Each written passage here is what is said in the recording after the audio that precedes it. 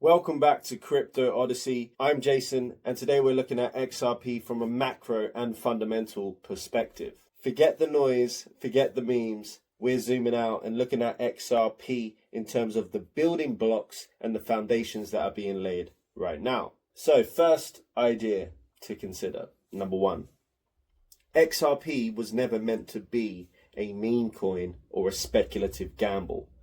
It was designed with very specific utility in mind: global payments and liquidity settlement. Ripple, the company that's building XRP Ledger, had a very clear vision from day one to bridge the world's fragmented financial systems and solve the problem of pre-funded Nostro Vostro accounts that tie up trillions in capital. XRP acts as a bridge asset, instantly converting value between different currencies in seconds, as well as with negligible fees. That's not a theory. That's been in production through RippleNet and with on-demand liquidity. Ripple is working with SBI, Trianglo, various banks in the Middle East. They are already using and integrating XRP in ways that we haven't realized yet over here. Money is moving faster, cheaper, more transparently. This isn't just a concept anymore.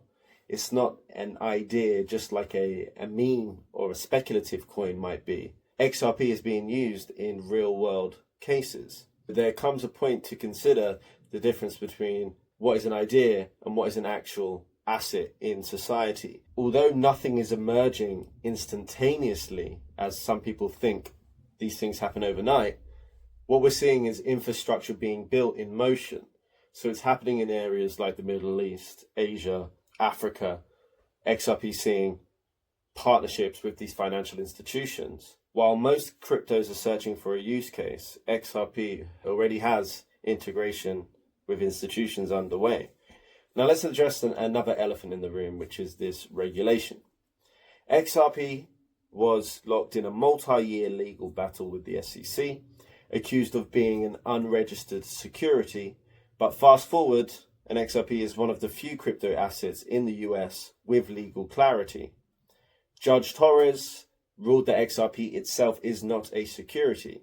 This should, in fact, be enough for investors and for institutions to actually have faith in XRP as something that can be used in the real world without violating any regulation laws. So the legal clarity is there in terms of the legality of XRP within itself. What you have is this muddy scene that's going on between the SEC and XRP about a settlement that's just being delayed because they cannot agree on the terms, whether it's 120 million or 50% of that. Ripple, the company, is not going down the right avenues for disputing that case. They have to do it in a different way. So that is still ongoing, but really it's all noise. It's all noise. In reality, this SEC lawsuit, although it has caused a torment for Ripple and investors alike over the past 4 years, what that brings in terms of a resolution is not just a resolution for XRP, but that for crypto.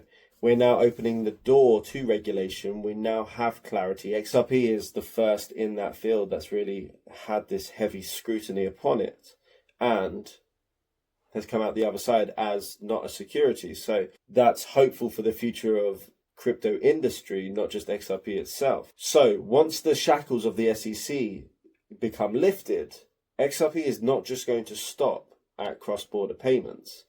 They're working directly with central banks already on CBDC pilot programs. If XRP was in an unsafe legal use case, then these institutions would not be working with them. Obviously, it's a green light in that sense that they're already building these new CBDC programs. What does that suggest for XRP's impact in other areas in the future? Probably integrated. The tokenomics and the supply dynamics of XRP is interesting. At the end of the day, it's not unfixed. It has a fixed supply of 100 billion with no mining and no inflation schedule. This is important because it means that over time, with every XRP that gets burned in transaction, it will naturally be a deflationary asset over time.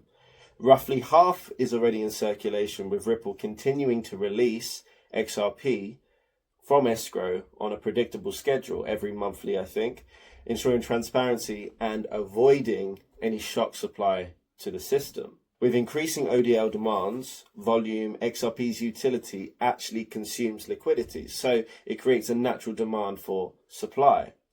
Unlike Bitcoin, which is mostly a store of value, XRP is designed to actually be used, moved, and integrated into financial flows. So it's going to be something that's moved just like an email was when the internet invented that. Imagine the free flow of money in its most efficient form. That's what XRP will be. And of course, beyond that, the purposes it serves as a bridge currency, disabling the need for pre-funded accounts. This just ultimately streamlines XRP to be a very enterprise-friendly integration for real-world uses over a global level, because XRP will be able to sustain that with its model, the fact that it can handle 1,500 transactions per second. It's already enterprise grade in terms of its scalability. So it's a fully fleshed product ready to be integrated for these institutions. And really, all you have is the SEC just to piss off already.